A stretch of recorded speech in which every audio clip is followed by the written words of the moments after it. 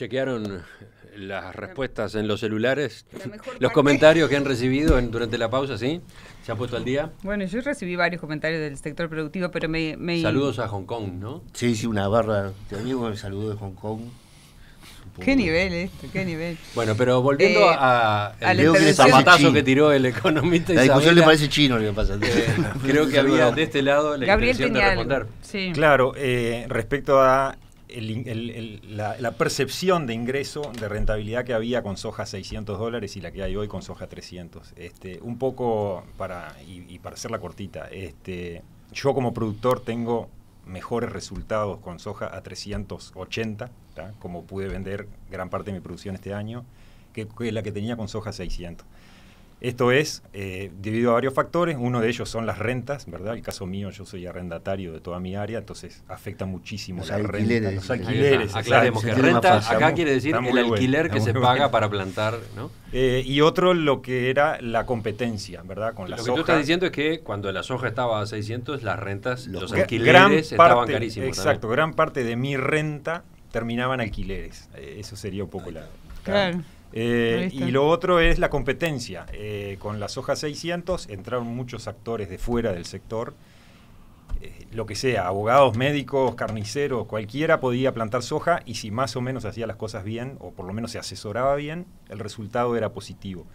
Cuando ese valor cae en realidad en Uruguay nunca estuvo en 600, 515 creo que fue la máxima, pero cuando ese valor cae $100, ¿tá? A mí me seguía siendo rentable, a una persona de fuera del sector no.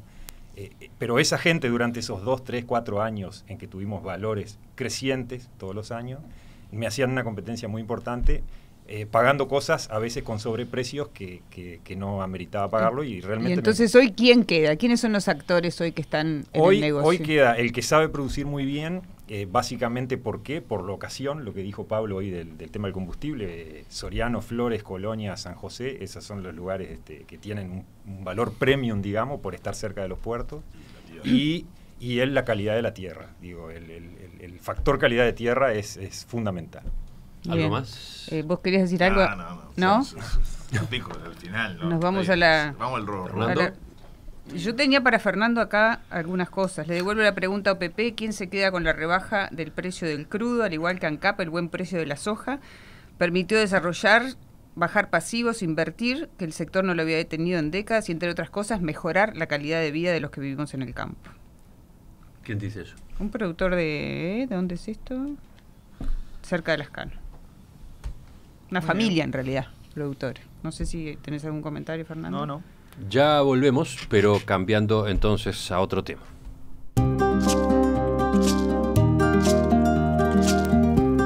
La Mesa Agropecuaria de En Perspectiva es una presentación de Isusa y New Holland Agriculture.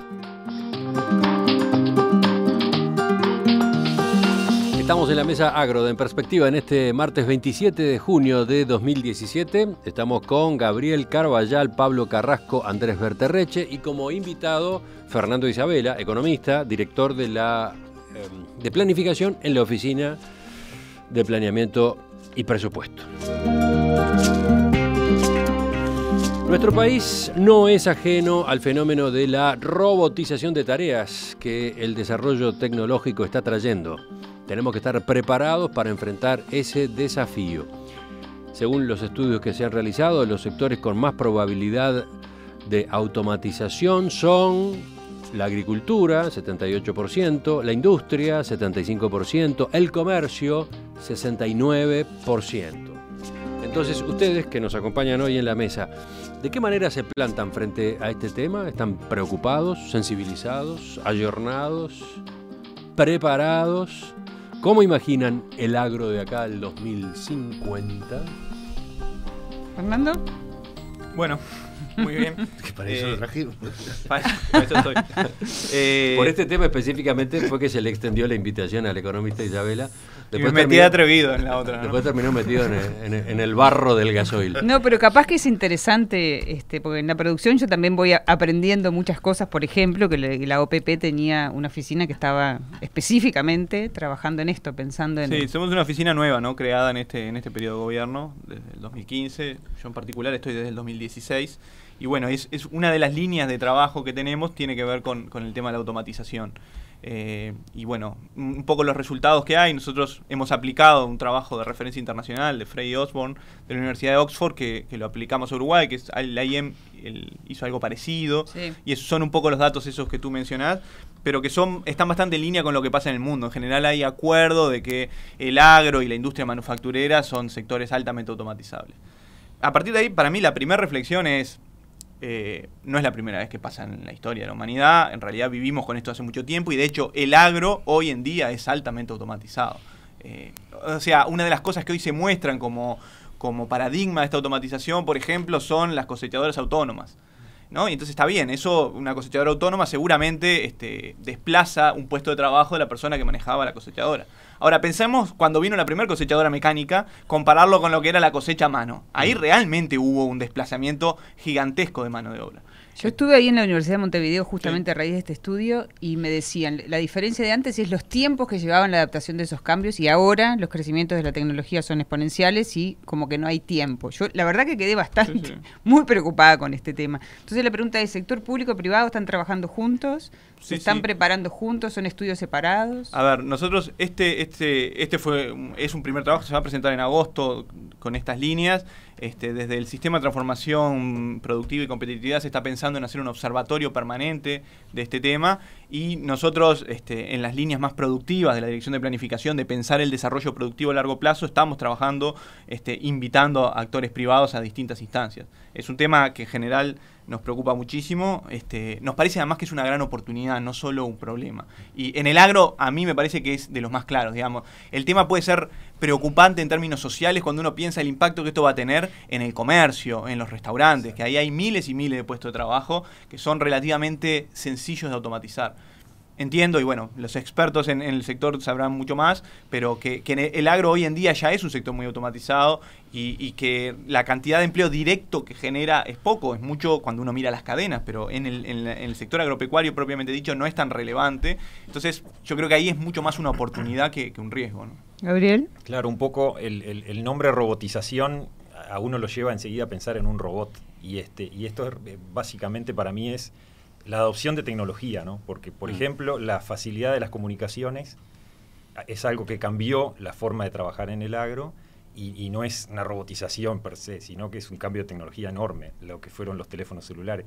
Haciendo un poco de historia en el sector, el gran cambio se da a fines de los 90, cuando aparece la siembra directa. Lo que se buscaba era cuidar el suelo o encontrar una forma distinta de trabajar para no degradar tanto el suelo. El resultado fue que se logró cuidar el suelo, pero que además se hizo muy eficientemente, ¿tá? Entonces, con el equipo que uno antes hacía 100, podía hacer 400. Se multiplicó prácticamente por 4 la capacidad de trabajo. Ese fue el primer cambio robusto de paradigma que tuvimos, fue ese. Después aparecieron otras cosas, tecnología de comunicaciones, la automatización en la maquinaria, que al principio fueron los pilotos automáticos, ¿verdad? Que también lo que se buscaba era que la sembradora no sembrara en un lugar donde ya había pasado, tratando de controlar el tránsito de la maquinaria, y lo que se logró es que esa misma sembradora era mucho más eficiente, entonces terminaba haciendo más hectáreas en un día, y cuando antes se precisaban 2 máquinas, se pudo hacer con una. Bueno, todos esos cambios... La agricultura inteligente también, exacto, ¿no? ¿Qué pasa con el operario de campo con todo eso? El operario de campo tuvo que cambiar, el operario cambia en su concepto y cambia en su educación, ¿verdad? No es más aquel operario que uno conocía de campo más a lo bruto, sino un operario mucho más tecnificado, mucho más educado, que tiene que saber prácticamente manejar una computadora, porque hoy las cosechadoras, los tractores, toda la maquinaria que se opera, por lo menos en el rubro nuestro, está tan altamente tecnificada que hay que saber operar ese tipo de cosas. ¿Andrés? Sí, yo alguna vez tuve que estudiar algunos procesos sobre la primera revolución industrial y ahí apareció un personaje que después se discute si era cierto, se llamaba Lut, y de ahí los lutistas que iban a romper máquinas porque las máquinas eran enemigas del trabajo humano. Y lo hicieron y fue todo un movimiento social en Inglaterra que estaba en medio de la revolución industrial. Siglos después, más o menos, la situación del trabajo sigue teniendo problemas, pero no fue desplazada totalmente por las máquinas. Yo creo que Uruguay tiene, sobre todo en el sector agropecuario, una visión de oportunidad vinculado a esto. Primero porque estamos bastante bien en términos tecnológicos. Hay cosas que se asombran aún cuando vamos a los países más desarrollados. Cuando hablamos de que el rodeo nuestro está completamente trazado, carabañado, que tenemos comunicación en línea, que tenemos internet en todo el país, que podemos, eso nos da ventajas. Tenemos que ver esto como ventajas. El desarrollo también de estas nuevas tecnologías, y voy al mío, que es el sector forestal, tiene también otras cosas positivas. Y lo voy a hacer muy muy dramático, como para que se entienda. Es decir, un hachero, un tipo que cortaba la leña a hacha, que luego pasó a la motosierra y después a un cosechador forestal, un harvester. Evidentemente se redujo la cantidad de gente que... Ahora, yo celebro que se haya reducido la cantidad de gente que vivía en carpas, se partía la cabeza con el cabo de un hacha o se cortaba una pierna con una motosierra, lo envolvían en un nylon y lo tiraban para el otro lado de la frontera. Hoy tenemos gente que hace esa operación con muchísima más productividad. Tal vez lo que tenemos que discutir es quién se queda con la productividad de ese trabajador, pero y más calidad de vida. Ese trabajador tiene muchísima más calidad de vida. También produce más renta para el dueño de la máquina, ¿no? ¿Pablo? Dice Marcos, que es uno de nuestros oyentes vinculado al agro, desde el agro, robotización no me asusta si se hace bien y beneficia al ser humano. Tendremos tiempo para otras actividades sociales, atenderemos a la familia, a los niños, los viejos y produciremos nuestra huerta orgánica. El tractor se conducirá solo y cuando termine su trabajo se apagará. Tiene todo planificado. Pablo, tu opinión genérica. Sí, a mí me costó este tema, me costó ordenarme. Me costó ordenarme porque yo siento que hay muchos vectores en contra y contradictorios. El material que nos dieron, que es muy bueno, yo llegué a algunas conclusiones, digamos que la robotización avanza más en las industrias que pueden agarrar volumen, escala, ¿viste? Que pueden por esa máquina no tener techo en su producción, por ejemplo. Que la robotización en general es cara, requiere unas inversiones pesadas, no es para pymes, es decir, el pyme no es el que va a agarrar esa robotización. Entonces, por un lado, viste una cantidad de cosas que como que no me llevan a que el Uruguay esté en este momento en una disyuntiva de ese tipo. Cuando vi que el perfecto robotizable justo lo tropeón, me hizo pensar, digamos, y bueno, pero por ejemplo, en la forestación que estaba diciendo Andrés, yo me acuerdo que fue tal cual, pero estábamos a $1 o $2 por metro de diferencia de costo entre la cuadrilla y el harvester, y fue una decisión que fue bastante natural, pero por ejemplo, en la parte, la robotización en ovinos, por ejemplo, ¿no? En los lanares, que creo que acá varios conocen Nueva Zelanda, yo para mí es eso que ve ahí, seguro que es eso. No echan de atrás porque el piso se mueve solo y te va trayendo las ovejas, un aparato lo aprieta, lo da vuelta, le cortas la pezuña, lo vuelve a dar vuelta, y yo vi una señora gilando 5.000 ovejas sola y mayor, ¿tá? Es decir, me imagino que es eso, pero en el caso de las ovejas, de lo que yo conozco, no es lo que va a pasar, me parece. Lo que va a pasar es que se termina la oveja. Es decir, ¿cómo que se termina la oveja? Claro, es decir, la solución, yo tengo clarísimo que a esta altura, tú en Artigas, no estoy diciendo en Artigas, el famoso Artigas, si vos no tenés señal de celular y si tenés ovejas, no conseguís gente, ¿no? Así que la única forma de trabajar con ovejas es empezar a robotizarlo. Pero yo no tengo claro en los productores ovinos que yo conozco que se vaya a meter esa inversión. La mayoría de la gente de campo Uruguay no tiene baño de inmersión. Y eso es mucho más barato. Aclaremos eso para el oyente. No, un baño de inmersión es donde vos tirás el bicho en una piscina especial. Es un baño mucho mejor porque se moja todo, vos le horquillás la cabeza, no quedan garrapatos en el morro. O sea, se los baña para... Se los baña. ¿Viste? Se los baña para... Sanidad. Para matar los parásitos externos. Ahí está. ¿Tá? Y yo te diría que no sé, pero el 70, 60% no tiene. Así que hay que ponerles remedios, darle inyecciones. ¿ese mismo va a terminar en un tubo que el piso va moviéndose solo y trayéndole las ovejas? A mí me parece que no. A ver, Gabriel. Lo que pasa que, de nuevo, cuando uno lee robotización se imagina lo que dice Pablo, y en realidad hay un mundo de cosas chiquitas. Los drones, ¿tá? Yo todavía no los uso, pero leo cada vez más asiduamente que hay drones que cuidan a las ovejas de los zorros. Y es una especie de robotización, digo, que capaz que es un paso intermedio. Obviamente llegar a lo que dice Pablo de lo que hacen en Nueva Zelanda hoy sería inviable para el rubro. Capaz que habría que ponerse de acuerdo, robotización, automatización, adopción de tecnología. No sé no, cuál es la palabra. El nombre robotización suena a robot y no es, creo. Pero usamos automatización. No es automatización. Pero no es descabellado pensar, y capaz que ya existe, un robot para parar rodeo, ¿por qué no? Para ordeñar. A ver, Andrés. No, para ordeñar ya existe. Para parar rodeo es más, existe en el Uruguay. Con los robots que hemos visto caminando, corriendo, superando obstáculos, es perfectamente posible, ¿no? En el tambo hay tambos totalmente automatizados, acá en Uruguay, hoy. Yo creo, y ahí me duele decirlo, pero en alguna cosa tengo... ¿Estás de acuerdo? No, después de acá me da el psicólogo. Lo perdemos. Pero...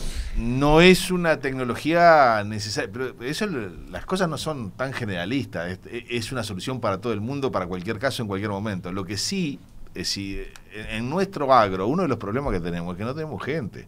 No es para sustituir trabajadores, sino es para incorporar posibilidades tecnológicas donde ya no tenemos trabajadores. Gonzalo, que también nos escribe desde el agro, dice... En el agro, la robotización tiene otras connotaciones. Las nuevas generaciones no quieren el trabajo físico de sol a sol todo el año corrido. Aún en países desarrollados pasa eso. La robotización podría detener la migración joven a la ciudad. Estamos de acuerdo. Interesante. Y de eso hay esfuerzo. La UTEC está haciendo esfuerzo en ese sentido. La UTU con su mecatrónica está haciendo esfuerzo en ese sentido. ¿Esfuerzos en qué? ¿Qué concretamente? En cursos, en formación de generaciones jóvenes adaptadas a esa realidad. Dice, hoy se está haciendo acá en este país, no es una cuestión del futuro. Otro oyente, Osvaldo, la tecnología permitió, entre otras cosas, la incorporación femenina en el agro. Sí, ha pasado eso, ¿no? Sí, claro. Sí, señor. Absolutamente. ¿Cuántas mujeres hemos visto operando? Al disminuir en general los trabajos de fuerza. ¿Puerto, te acordás? Bueno, cosechadoras de árboles, ¿no? Harvesters, manejados por mujeres, los hemos visto. Sí, al disminuir los trabajos de fuerza, que se necesite fuerza, hace más fácil la incorporación femenina. También una cosa que nosotros vemos en los estudios es que en general para el promedio de la economía los empleos más riesgosos de automatización son más los empleos masculinos que los femeninos, porque hay todo un conjunto de tareas ligados con el cuidado, las tareas de la salud, la educación, que son fundamentalmente femeninas y son muy difícilmente automatizables. Entonces, también desde esa perspectiva es una oportunidad. Eso también ya está revisándose. La semana pasada, en la entrevista con el doctor Matías Rodríguez a propósito de desafíos éticos y jurídicos de la robotización, aparecía el ejemplo de Japón, donde la enorme cantidad de ancianos que tiene ese país termina siendo cuidada por robots. Hay una línea de robots creada específicamente para asistentes personales de ancianos, ¿no? Todavía tiene mucho rechazo de los usuarios eso, ¿no? Pero ya también eso está. Pero eso es una necesidad, es interesante, porque en el caso de Japón, la robotización va muy de la mano de una necesidad demográfica acuciante. Japón es una sociedad súper envejecida y que pierde población años tras años, desde ya hace una década, y entonces lo que ven es que no tienen trabajadores suficientes. Entonces ahí hay un impulso, hay una fuerza económica que impulsa la robotización. Este es otro tema a tener claro, porque una cosa es que sea técnicamente posible robotizar un empleo y otra cosa es que sea económicamente rentable hacerlo, ¿no? Y se tienen que dar las dos cosas para que realmente se aplique, ¿no? Y la consulta es la educación, educar en este tema, para este tema, ¿es suficiente? ¿Es una condición suficiente? Que, por ejemplo, pensando en los jóvenes que vienen, ¿qué les estamos ofreciendo a los jóvenes? Y vuelvo a intentar ubicarme no solo en el país general, sino en el agro en particular, ¿no? Esa es para mí obviamente la gran pregunta, porque la clave para esto es educar en desarrollar las capacidades creativas de la gente, Eso es lo fundamental, y la capacidad de adaptación. Aquellos empleos que se puedan estandarizar, es decir, que se pueda establecer claramente qué es lo que hay que hacer ante cada circunstancia, son automáticamente automatizables, porque esa información se puede poner en un algoritmo y lo hace una máquina o un robot.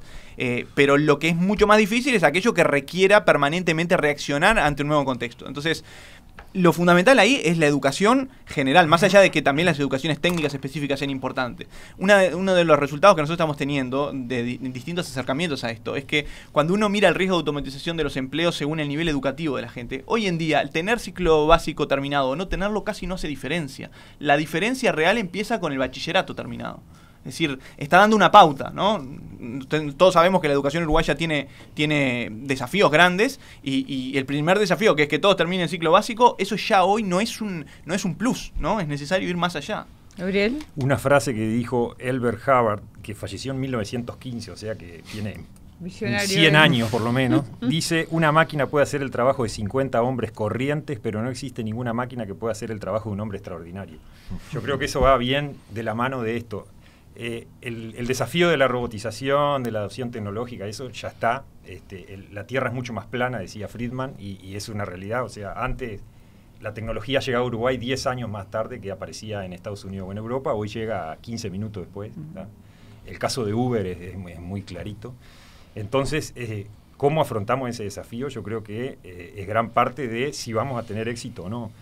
Tenemos varios problemas, no es solo la educación. Yo considero que la educación es el principal, trabajar en investigación y desarrollo, porteras adentro, ¿verdad? Que en Uruguay se puedan desarrollar cosas y que se puedan adaptar. Pero después tenemos el esquema legal uruguayo, también tiene que ayornarse porque es un esquema de hace 100 años. El sistema tributario que tenemos hoy es un sistema tributario recontra obsoleto, que, ojo, no es solo el sistema tributario uruguayo, sino el de casi todos los países del mundo, porque es un sistema tributario basado en una era industrial que hoy está dejando de serlo. Entonces cambia mucho eso. Y, por supuesto, las estrategias sindicales. La educación ahí en el medio, ¿tá? Pero las estrategias sindicales, que también los sindicatos nacen del nacimiento de la era industrial, lo que dijo Andrés de aquellos que iban a destruir máquinas porque iban en contra de su trabajo, es una realidad. ¿Qué es lo que pasaba en ese momento? Esa tecnología se iba muy rápidamente al otro lado de la frontera y les terminaba comiendo el trabajo a esa gente. Un cambio que es drástico es toda esta aparición de la tecnología 3D, que hace que, al prescindir de la mano de obra, se pueda devolver el trabajo a aquellos países que lo habían perdido por el costo de la mano de obra. Y está pasando eso en Europa y en Estados Unidos, donde toda esta tecnología 3D hace que se vuelva a producir porteras adentro, ¿verdad? Fronteras adentro de esos países, donde antes era inviable porque el costo de la mano de obra de Estados Unidos con respecto a México, digamos, lo hacía inviable. Sí. Fernando, ¿el aspecto sindical se ve como una traba al proceso de esto? Me estoy acordando ahora de un conflicto por automatización de tareas. Sí, es un tema que nosotros hemos tenido varias conversaciones con distintos ámbitos de la central sindical, porque es un tema que queremos trabajar juntos, pensar cuál es el sindicalismo del futuro ante esta perspectiva. Nosotros impulsamos mucho la idea de que la automatización es una oportunidad, es una necesidad para la sociedad uruguaya y además es una oportunidad de crecimiento para el país. Lo que, por supuesto, eso tiene que ir de la mano en cómo se reparte esa mayor productividad, ¿no? Y es razonable que los trabajadores planteen eso. Es necesario tener algunos esquemas que permitan que eso se haga de una manera que permita la rentabilidad del negocio, pero que también permita mejorar la calidad de vida de los trabajadores, ¿no? Pablo. No, simplemente yo quisiera completar lo que dije y tiene que ver con esto. Por un lado, yo le veía los problemas de la estructura empresarial uruguaya para que la robotización fuera una epidemia. No la veía. Pero por otro lado, el Uruguay tiene un estímulo enorme a la robotización y es este problema sindical. Yo tengo una persona muy conocida con una industria de mucha gente, 400, 500 empleados, que hace tiempo estaba mirando una máquina en Alemania y estando en Europa, lo llaman para decirle que tenían 2 días de paro por algo que no tenía nada que ver con la empresa, era una solidaridad con la solidaridad de alguien que lo echaron. Entonces tomó la decisión, que económicamente segura no le cerró, pero compró una máquina que le sustituyó 25 personas. Pero no por la trascendencia de la eficiencia productiva, porque la gente está harta de los problemas sindicales. Se ha vuelto se ha traído a durmiendo con el enemigo. Estamos el enemigo en casa. Y yo otra vez hice una encuesta en Twitter. Claro, me van a decir, yo tengo 1.300 seguidores en Twitter. Tus amigos deben ser unos fachos imponentes. Y probablemente. Pero el tema es que mis amigos fachos son muchos de ellos los que dan trabajo. Entonces tiene esa importancia. Y ponía, si usted saca la lotería, pone una fábrica que contrata mucha gente, 96% me dijo que no y 4% me dijo que sí. Entonces, a mí me parece que eso es, primero, que la robotización no es natural, pero que la sindicalización ayuda y que, por ejemplo, el Estado ha resistido esa robotización maravillosamente bien porque tenemos 64.000 empleados más en plena época. En educación, básicamente, ¿no? Sí. El 75% de hecho es en la educación. Sí, eso demuestra, en realidad... Lo que demuestra que ahora la educación sigue siendo tan mala como antes, pero por lo menos ahora es cara. Ahora hay menos maestros. Lo que más demuestra, en estudiante, realidad... Lo que demuestra la reciente alocución de, por suerte no voy a tener que ir a psicólogo, a pesar de que ya tengo ofrecimientos por el teléfono celular, debe ser algún robot. Lo que demuestra es que en primer lugar nuestra clase empresarial está complicada si toma decisiones irracionales de comprar una máquina por cuestiones subjetivas. Estamos muy complicados. Si además nuestra clase empresarial es rentista, si gana una lotería, lo que se hace es no generar más trabajo. Esas son mis dudas de nuestra propia clase empresarial. Pero además se gasta más, y esa es una demostración que el desarrollo tecnológico no va a quitar trabajo, sino que también en el Estado va a seguir dando trabajo.